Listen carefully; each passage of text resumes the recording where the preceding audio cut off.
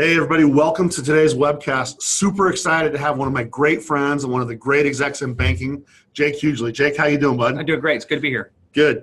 If you are in banking, you've likely heard of Jake. If you are not in banking, you need to hear of Jake. Either way, you're going to get introduced to one of the great sales leaders that I've had the opportunity to get to know. Jake is the managing director of fee income for Zions Bancorp. He leads a series of affiliate teams as they work to drive fee income. It's basically a really sophisticated B2B sales org. And he's set a lot of amazing results for this organization and done it in a way where the people that are involved don't feel like they're compelled. They feel like they're having someone that's showing them new and better ways to do things so they're able to achieve new heights. Jake, so awesome to have you here. You've been featured by CEB, Deloitte, all kinds of great organizations. I wouldn't be able to name them all. You've been featured by so many. Thanks for joining us today. Yeah, it's a pleasure to be here. Tell us a little bit about what your work is at Zions Bancorp. So as the director of fee income, my work is to work with our affiliate states and to try to drive the focus around raising fee income and the revenue. Banks right now are faced with a huge challenge in trying to diversify income, and raising fee income and offering solutions to our customers that they haven't seen before is something that we're trying to get out there and do. Awesome. That's, when people hear fees in a bank, that sometimes they have the hair stand up on the back of their necks. And I think it's important for people to understand you're not talking about the consumer side of things. No. You're a very sophisticated B2B sales team. Your customers are CFOs, That's controllers, people that run the financial operations from emerging companies to, in some cases, most sophisticated organizations in the United States. I think it's helpful for our team to understand a little bit about who your customer is. Our customers are the business customer. I work today, and our teams work with the CFOs, the CEOs of these companies, and trying to find solutions that make them more efficient with management of their cash. This is not going down to the consumer and trying to increase fees, things like that. No, this is strictly business to business conversations that we're having with some of the large and medium-sized businesses throughout the United States. So I think it's important for the audience to know, Jake, you and I worked together for about 10 years. Yes. So when we were both at Zions Bank, we had some really cool things happen. We went through a really challenging time in the U.S. economy where banks had to figure out how to solve problems they've never had to face before. Fair to say? Fair to say. Some of the worst challenges that we've ever had. You think about from 2008 and beyond, those were some really challenging years for bankers in general across the board. So Jake and I are going to share today some of the things that we were able to work on together as we work taking this different sales teams and bringing them together to solve problems for customers in ways that customers hadn't had someone solve them for. And what was so cool is we had so much success working together. It really launched Jake into being able to do some things at this Bancorp level at the national stage. And it led me for helping do some things that now made it so I can start Exfluent. And the journey has been fun, and I think that today you're going to find a lot of benefit if you're a banker or if you're a B2B sales leader. Okay? That's exactly right. I think you're going to see a lot of benefit on both sides. We're going to go fast. We're going to, this next 30 minutes is going to go by in a blur. And so, Jake, I really want to thank you again. You can see he's in site with us today. This is not one of those remote webinars. Thanks for coming on site. And what I really want to start with, Jake, is can you share with people just how competitive the commercial banking space is today? I don't know if people know. It's ridiculously competitive. It's unbelievably competitive. It's with the technology that's available today from other banks and from the pricing that's out there. You think of the regulatory pressure and everything that these commercial customers are getting bombarded with and the prevalence of information that's available through the web. It's extremely competitive to differentiate yourself in the market and making sure that you're engineering value to customers like they haven't seen before. Yeah, and so pricing becomes sometimes overused. People are like beating up over 2 basis points. Yeah, or less. Even less. Yeah. So you think about it. If I was to say, what are the 3 main things that are facing us right now? Beautiful. Okay, what are the 3 main things? When you look at the industry, the regulatory pressure, you look at the margin compression, when rates were going down, that was unbelievably challenging for banks to work with the investors and to work with those who were looking for a return. When rates were being compressed, you had to differentiate yourself. You had to find ways to engineer value to customers so that the banks could make money, but the clients were happy with it. The second thing is banks had low product penetration. They were going out there, they 1-2 products per household, in some cases, and these clients did not get the value that the bank who had invested enormous amounts of money into technology, they weren't realizing the benefit from it. And then number 3, at Zions and where I was at, we had a legacy sales organization. Our approach was way too technical. If you think about the conversations that we had with our clients, our team was, 85 feet deep in the technology knowledge. That's the kind of conversations that they would go out and have with the client, instead of having a broad discussion on multiple ways of solving the client problems and things that they care about. We just weren't doing that before. So these 4 problems that you talked about, I think this is a really great place for us to start this, because I think this is applicable to everyone that's listening. We got a lot of people here today. The low product penetration. I like how you said the starting point was 1 to 2. Yeah. How many products does a bank offer on the commercial side? Tons, dozens and dozens of products. Yes. Approaching hundreds. Yes, many products. Yeah, and so it creates this interesting challenge, because everybody's talking about get more wallet share, create stickiness, and it leads to people being product oriented. So I think it sets up a really good next question, and that is, Zions wasn't alone in this circumstance that they were in. Other large banks were facing similar things. How did the competitors respond to this? What were their approach? So you think of the challenge with the interest rates going down and this need to generate profit, when the regulators were saying what we could charge in some instances. Yep. Tons of pressure. What we saw from some of the large competitors and even some of the community banks was changing pricing. Things like just going in across the board and increasing the pricing and hoping that those clients stick. And that's how they were going to start to meet some of those numbers. And that wasn't the right approach. It's not what we wanted to do. Is this part of why one of the things you said that they created even some negative affect and some banks getting a bad rap? And did this create like kind of a guilt by association sometimes? You think of when the banks during the Great Recession and they borrowed money from TARP. Yep. The Troubled Asset Relief Program. And if you think about the rap that banks had, you couldn't turn on any of the news channels and not have somebody saying something negative about a bank. It was very difficult, yet there was value that we needed to engineer with our clients, and clients were being skeptical because they felt like they were just being sold to. Every client, everybody I know wants to buy, nobody wants to be sold to. Preach. Yeah. So with this environment, were customers excited to have the banker come call on them? This is not a time when you were getting into the door. You think about it, right? Because they're bad rap. You could call on a client and they'd say, don't call us, we'll call you.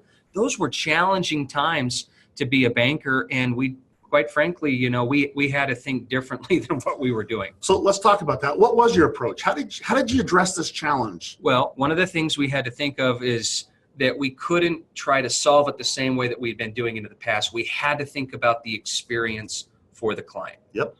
And if you think about the experience for the customer, it couldn't be the same old way that it's been done in an industry that it's been static for years and years. We had to do something differently. And so to me, we had to engage the client differently. I love it. Everybody talks about it. In fact, we just got our first question. From the audience. So if you see the question right here, it says, how do you do this? It's easy to say, it's hard to do. Can you share with us, how do you actually make your customer, your employees, your people? It's a great question. Yeah, it's a great question. It's a great question. Yeah, let me. So thanks for asking. The question how I'd respond to the question is, we had to think differently, and think about the Moneyball situation. Do you remember that the movie Moneyball? Yep, I love that movie. Fantastic, right? There's a scene in there where Brad Pitt says, if we try to compete with the Yankees in here, they'll beat us. We're going to lose to them out there. That's exactly right. Something like you that. Get it. Yeah. I think in banking, what we had to do is we had to solve the same thing. If we tried to compete inside, when we were trying to solve this with the larger banks, those competitors that could out-resource us and outspend us and outprice us, we were going to lose to them out there. We had to engage differently, and we had to think about our bankers as being the competitive differential advantage. We had to think about our people is the key differentiator, not our products, not our pricing, how we engage the client through our people. So the way that these people went to market was your defensible competitive advantage. Absolutely. Now, you didn't have a small sales team. We worked together. We had a lot of people in that organization.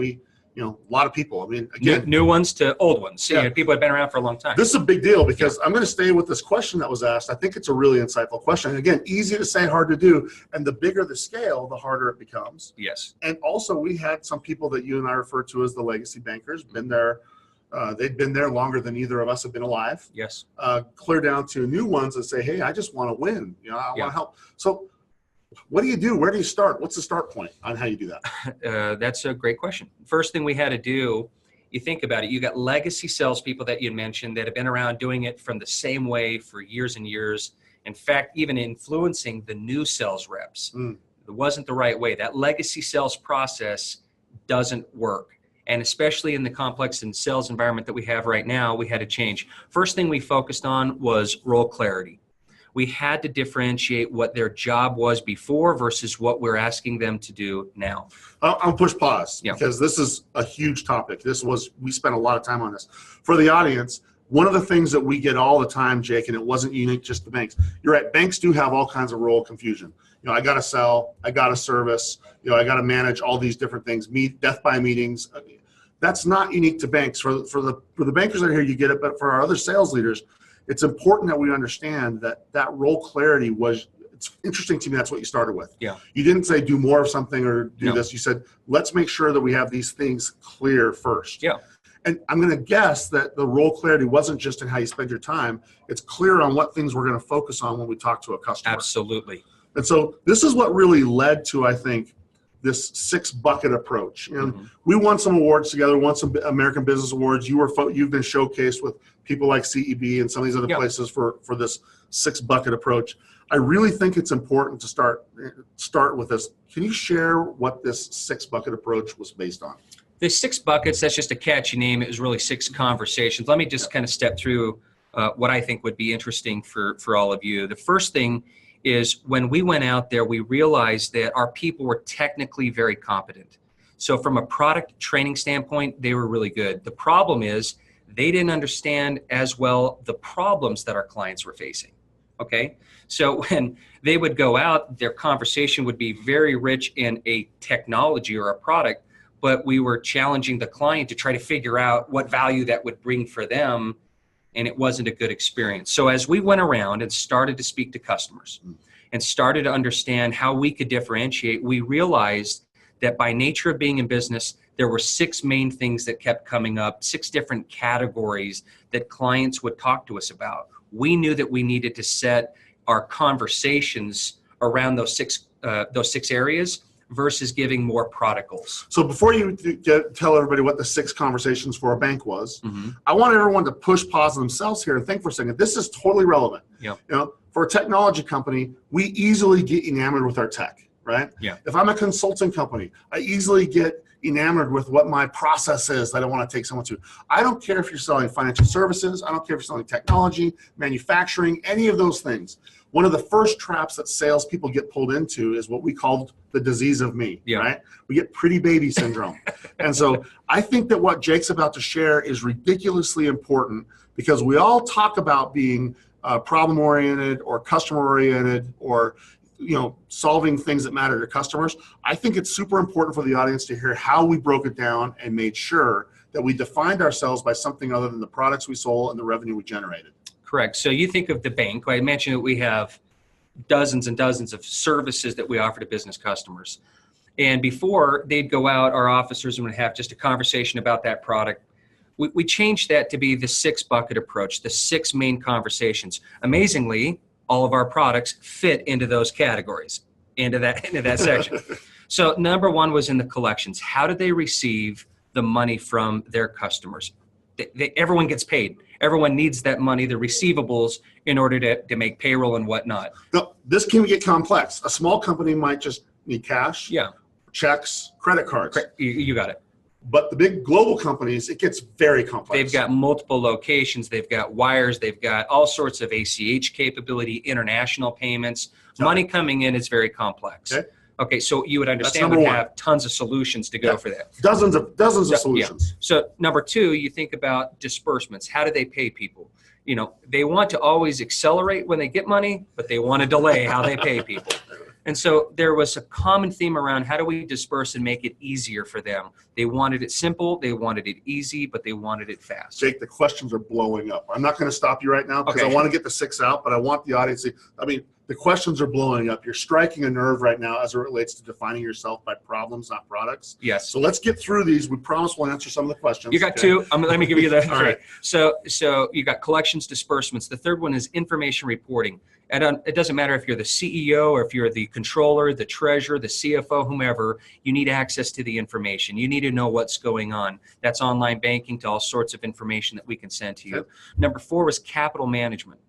Capital management, do I need to borrow money or do I need to invest my excess money? What do I do when I need capital? Every organization manages capital differently. Very differently. We've got net borrowers, we've got net investors, we've got those who are seasonal. And so you have good conversations around that and products that can obviously apply to that. Number 5 was on employee management. Tended to be the number one expense line in most of the businesses. How do I take care of my employees? And number 6 was risk management. What's happening in risk right now? When you say risk, I think that people might think it's just like the risk of an investment. We're talking about far more than that. We're talking about operational risk. We're talking about financial risk. We're talking about all sorts of ways to protect against embezzlement, protecting against fraud and clients taking over your computer, your browser information. It's unbelievable the amount of risk that businesses are facing today and not understanding how to protect themselves. And Zion's had a robust array of products for every one of them. And one of the ones that made people really want to stop and talk is when we could say, hey, what are we doing to protect against fraud? They traditionally think collections, disbursements, reporting, I got it. But when we started looking at these other problems, we started to see people started to change how they looked at a banker. You got to think of this, Rob. You're right. One of the things, collections, disbursements, CFOs tend to know a lot of the services there. We help a great deal. Risk management was number one where we would get out there, because when we created a solution called a relationship review. Can I talk about that real quick? I know I got some questions. No. Go. We're going to come back to this question because one question is coming up several times, but I like where you're going. So let's go. So the relationship review is our ability to have a conversation in the 6 categories, something that all of you, what does your relationship review look like? Think about it, because we needed to design, instead of going out and just featuring, here's all of our products, we wanted to feature our review based upon the conversations, getting it into the client speak, not into the bank speak. We went out there, we used the relationship review to have the initial conversation. That landed us into having the dialogue. It expanded into so many more opportunities. And what was like 30-minute, hour-long meetings that we were used to having, we were now setting up multiple days, and where they were bringing in different parties from their team to come and. So I'm going to come back to that. Now we're getting into a really interesting part of the conversation we'll have. I'm going to come back to how did you use this relationship review to kind of create a path of what you're going to do over the course of a year with the customer. Yeah. I'm going to talk about how these 6 problems, but the big question that it's the same question being asked lots of different ways. It really is this. Okay, so Jake, you got my attention on, I'm bringing this fraud thing in as being more than just how we accept money and pay money. How did you really train a banker to be representative of these dozens of products? Yeah, I mean, great did question. You have all kinds of product training? How did you get them certified? Are there compliance challenges with this? Are there all kinds of things? I think it comes back to we actually didn't focus on the product so much. Yeah. What was the training? Yeah, really great question. Thanks for asking it. Number 1, product training we've been doing product training for years. And really well, by the way. Very, very well. We have online capability, universities, all sorts of things, which tended to be, it complemented the legacy sales model. And that's the problem. That's right. What we changed is Can I interrupt again? Yeah, I'm sorry, please. I just did. I'm not going to ask. I did. I interrupted you. The training happened generally 2 times. When we needed to get certified on something. Yes. And when they had to have compliance around something. That's right. And so the product training, and this is important, the training happened in predictable ways when it had to. That's right. So compliance happens throughout the year, like any bank that's probably watching this, they have ongoing compliance training, et cetera. And reactionary, with something, better word, reactionary. Something would come up, we'd do some additional training, yes. We knew we needed to do better than that. Yeah. We needed to do better than get certified and move along and make sure that we stay compliant. We needed to have something that made it more relevant to our bankers, that made it so the conversation could be different. What kind of training did we do? Yeah, I'll tell you, we did problem training versus product training. Problem is greater than product in the training space, period. So let's talk about how we did it. So we have these 6 buckets. We have these 6 problems that a business owner or a CFO or a controller has by virtue of being in business or having that job. How do we approach it? So we had to identify the 6 areas. We didn't go out there and start teaching them the products. We started talking about the problems, helping them identify what it's like to be a customer and the problems that they face every single day. We started to get them to think in terms of questions to ask versus exclamation points and telling about the feature of the technology. That was a big difference. Literally, I want to make sure literally when Jake put this training together, one of the things that was shared was it was just two symbols on the training documents. One was a question mark and the other was an exclamation point.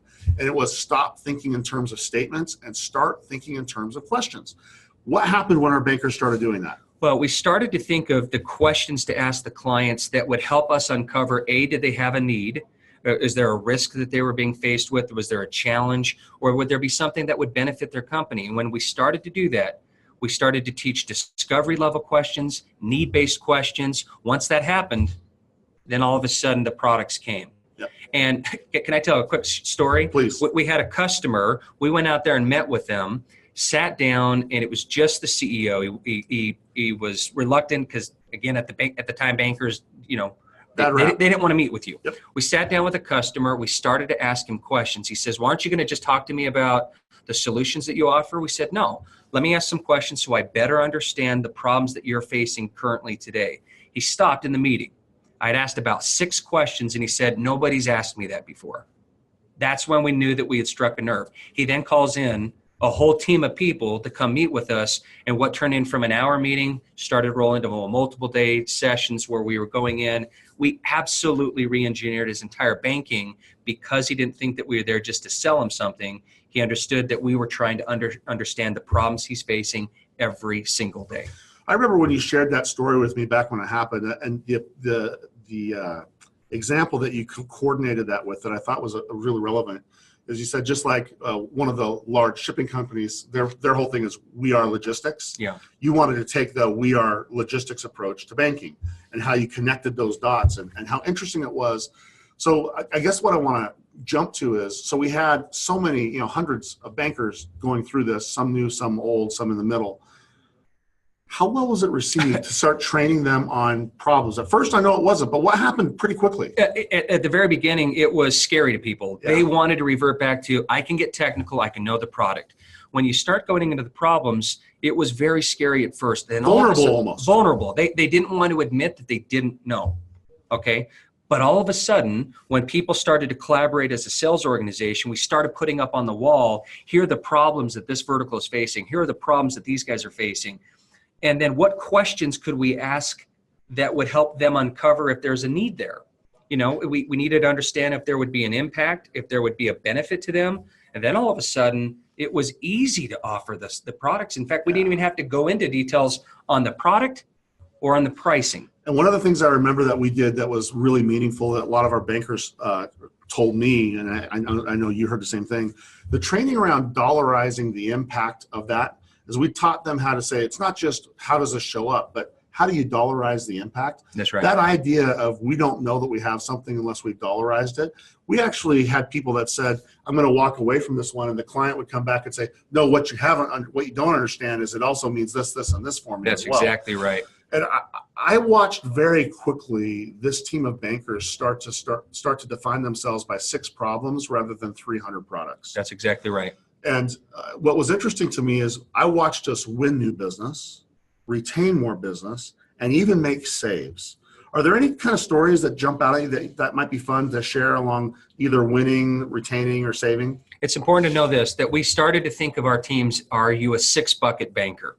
Not are you a product salesperson? So let's stop. Across the board. Across the board, we can't share how many business customers there were at times because big organization. Yeah. But how many 6-bucket accounts? Do you remember? We didn't prepare for this. I'm not going to say exactly the amount. I will say this, though. I'll say it. It was 2. Okay. We had 2 6-bucket clients, right? We did. 2 6-bucket clients. That clients that had products in all 6 categories that they were benefiting from the solutions that we've invested all of this money in, the clients just weren't available. You're absolutely right. Now, let me tell you a story. And it doesn't mean that the bank had a problem. It just means we hadn't had that focus before. Absolutely. So we started thinking in terms of, are you a 6-bucket banker? That's right. And it was funny. We'd go into meetings. Are you a 2-bucket? Oh, you're a 3-bucket banker. They started to joke with each other. And people started raising their hands. I'm a 6-bucket banker. And, I've got clients that are in all 6 categories. Let me tell you a story, though, that happened. I received a call from one of our best bankers that we had in one of our markets. Very, very, very good banker. He called me up and he said, my best client in my market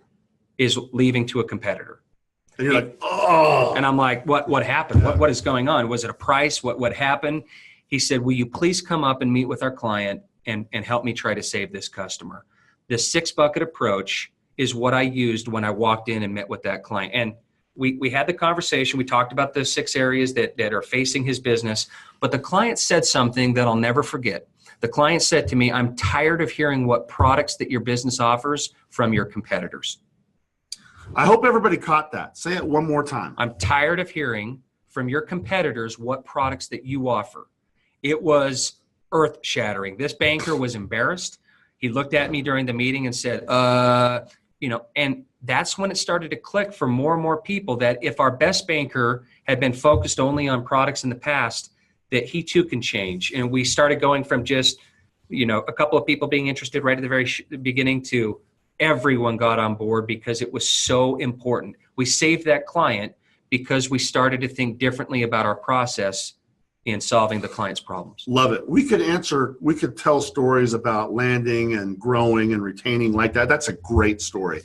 I'm starting to watch the clock. I know that we don't want to go too crazy on time here, and we are getting a lot of questions. But before I go to a couple of these questions that we got coming up, one of the things that I want to go back to is one of the things you brought up is the relationship review. And so what we tried to do was document ways that we could connect with customers that leverage the 6 buckets. How well aligned are we? Yeah. How well are our products working for you? And then are we engaged in all 6 areas with you? What's interesting though, Rob, you got to know our competitors.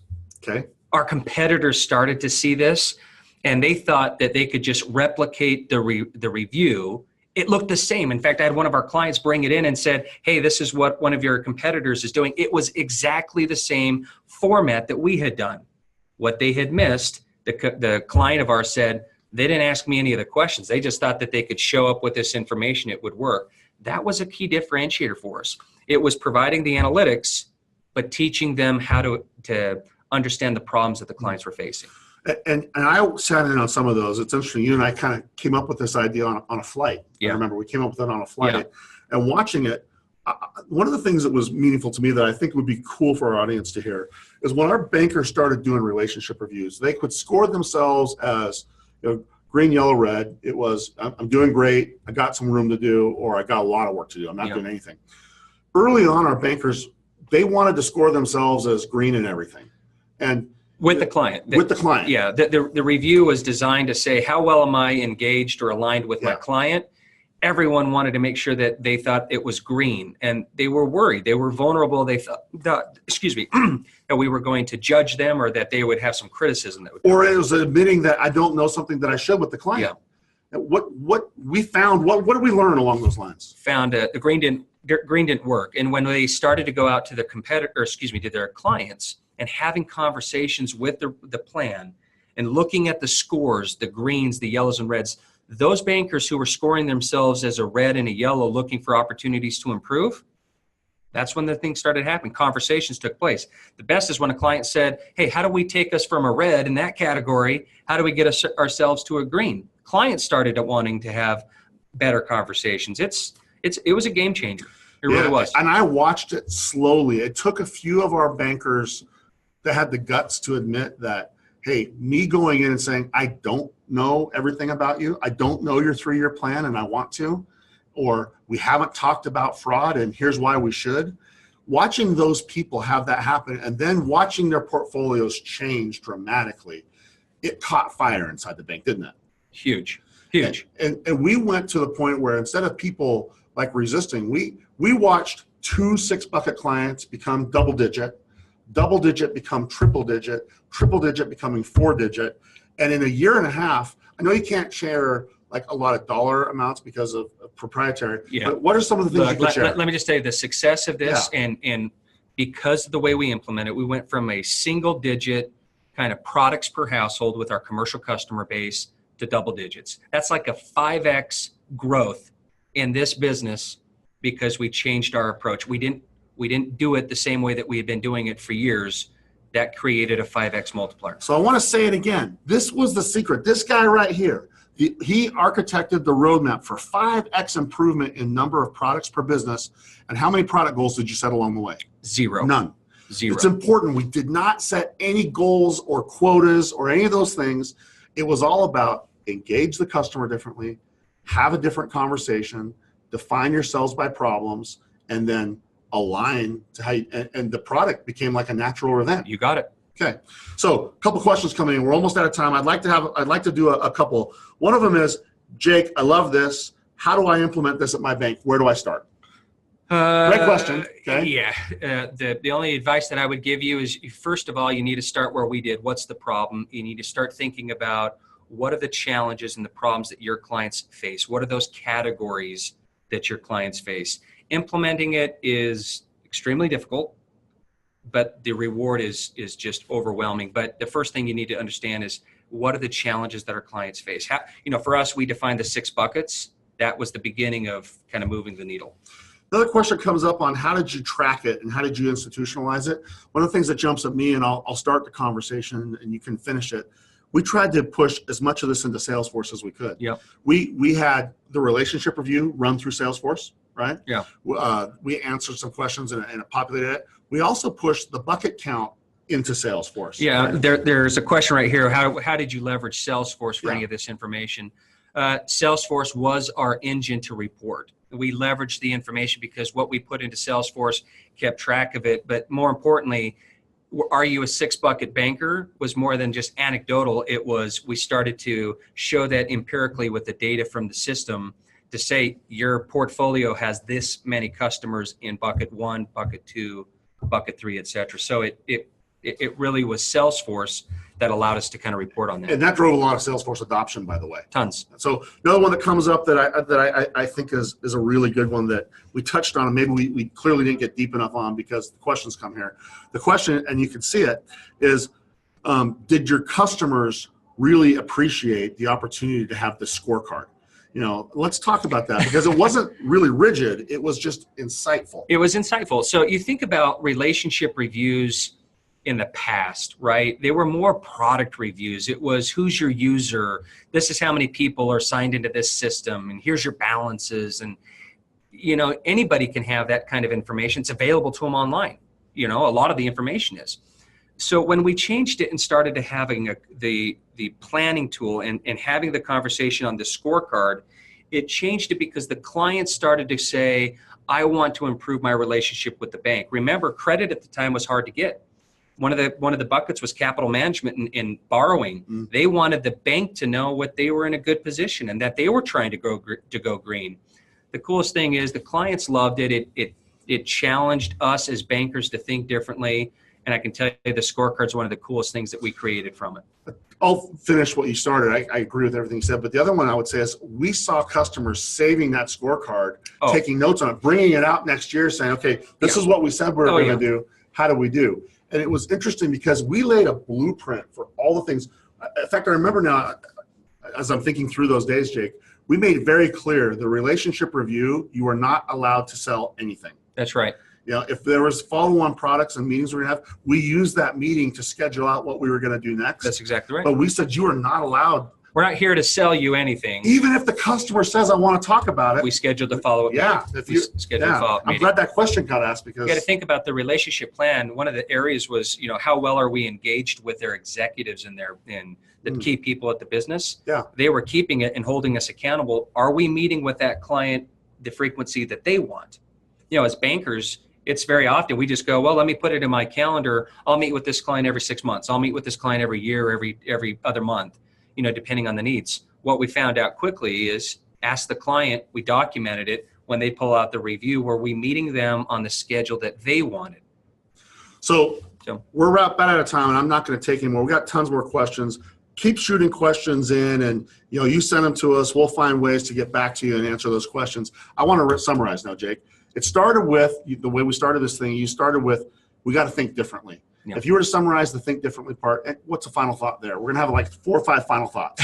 You think differently. You're going to want to look over your sales process And if your competitors are doing it a certain way, is there a way that you can differentiate yourself that that other people aren't doing today? It's not, can we have a product that they don't have? It's, can we have a conversation that they don't have? That's exactly right. Okay, that's a really good takeaway. The question, what conversation can we have that other people aren't having? Okay. Yeah. Second, how do you start to define yourselves by these conversations? I love that we wrote down, and you mentioned here, you choose problems over products. Any thoughts around how do you choose problems over products, and what does it do for you? Problem training was very important at the beginning. It's foundational. Problem training differentiated us and allowed our people to have better conversations with our clients. Period. Okay. Problems, if you define yourself by problems, one of the things that you said that blew up the questions was the problems became how you define yourself, and it helped how you land, retain, and save. That's right. Any final thoughts around that? Well, if you look at some of the examples that I shared, landing, the conversations that we have, we could get into the door with the relationship review or the other tools. We expanded it through the plans and the conversations we have. It was a differentiator that our competitors weren't doing. It was something that made us stand out to our customers. Two final thoughts. The second to last one I want to go to. We talked and we got tons of engagement around this relationship review. I got to say this the right way because I'm trying to summarize. Was it helpful to create an experience rather than a talk track? That's what, again. Absolutely. Yeah. Thoughts around that? So if you think about it, before the old sales, the legacy sales approach was going out there and having a very detailed conversation about the product, the technical specs of it, or what have you. This talk track was very different. You got to talk about what the client cared about. That was the change for us. When you could go out there and talk about the 6 areas that were affecting them every single day, they wanted to talk more. In fact, the conversations were getting so long and meaningful that they were asking us to come back more and more. So my only comment is, if you start to understand and talk about what the clients care about, they're going to want to meet with you much longer than just going out there and trying to sell them a product. Final thing, I hope that these takeaways, thanks for being here. I hope these takeaways summarize what we're trying to do. Jake, do you have to put pressure on salespeople in terms of new goals and products and goals and numbers? Is that the way to get them to perform? It's the wrong way to do it. We move completely away from that. You don't need sales goals that are just telling them to sell a product, sell a product, sell a product. That's not the right way. It's to have better conversations with our clients that create experiences that they've never had before. That's what's going to move the needle. That's where you're getting the 5X multiplier when you're not sitting there having a product conversation, you're having a problem conversation. He did not just say you don't need sales goals. He knows more than anyone else. Goals are important to win. What he just told you is pressure is not the catalyst for success. It's being the leader that gives them the pathway to get there. So I want to wrap this up by thanking one of my great friends, one of the great leaders. Jake, how do they follow you? How do people get more of you? Because there's going to be a lot of people now saying, how do I get more of this? You can reach out to me on LinkedIn. You can LinkedIn's a great way. Jake's got some great way. Follow him on LinkedIn. Watch what's happening with Zions, because when you see their success, he is a big, big part of it. Great leader, great banker, and great salesperson. But most of all, great friend. Thank you. Thanks for joining us. Appreciate it. Thanks to all of you. Let's go hit it.